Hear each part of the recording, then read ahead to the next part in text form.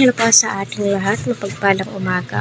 So, grabe po yung effort ni Edu para kay Beyonce para makakuha po ng passport. So, may mga balakid po talaga wag lang po hihinto. Normal lang po yan, no? Hindi mo naman makukuha agad sa santong paspasan, no? Step by step po talaga, so sino nga ba yung kulang, nga ba, kasi nga po sa ngayon pahirapan po talaga kumuha ng passport kapag hindi ka po kompleto sa requirements. Hindi po kasi basta-basta yan, no? Pagkakaalam ko yung pagkuha ng passport ngayon ay nasa 10 years na po, di ba? Grabe, gamit na gamit po ang passport ngayon, So, patuloy po natin suportahan si Kalingap Rob Vol, Kalingap Eds, Ate Edna. Huwag po natin skip ang kanilang ads para sa ganon ay marami pa pong kababayan po natin ang kanilang matulungan and syempre ang kanilang malingap.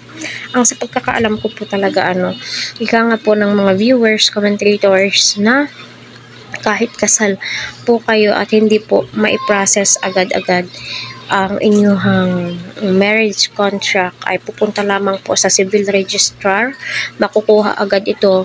Pero ang pagkakaalam ko sa DFA, ang in-honor po nila is yung PSA.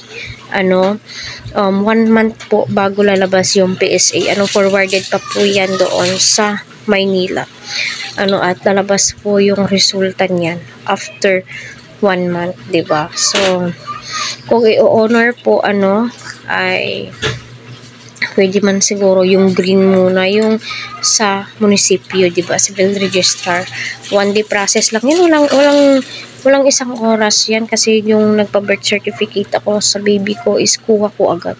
Kasi permanent mayor ata yan at tatak, tatak na municipality yung tawag nun. Anong tawag doon? At saka, at ang isama po sana ni Beyonce ay ang kanyang nanay. So, hirap naman pong pumunta si nanay, kasi nga po, may baby po siya, 'di ba? Napakalayo din po ng biyahe papuntang Dait sa kanila. So, may baby pa, so napakahirap din po pero kung gugustuhin po ni nanay, mag-effort po siya kasi sayang lang din po naman yung pagpunta ni tatay, rejected naman din po so yun na lang po yung magiging option, di ba? Kaya hoping sa susunod ay maaprubahan itong si Beyonce na kasama ang kanyang ina, di ba? Kasi madami ang nagsasabi na yung perma po ni nanay yung kulang dyan. Yun po kasi yung in-honor po nila, hindi po yung perma ng kanyang ama.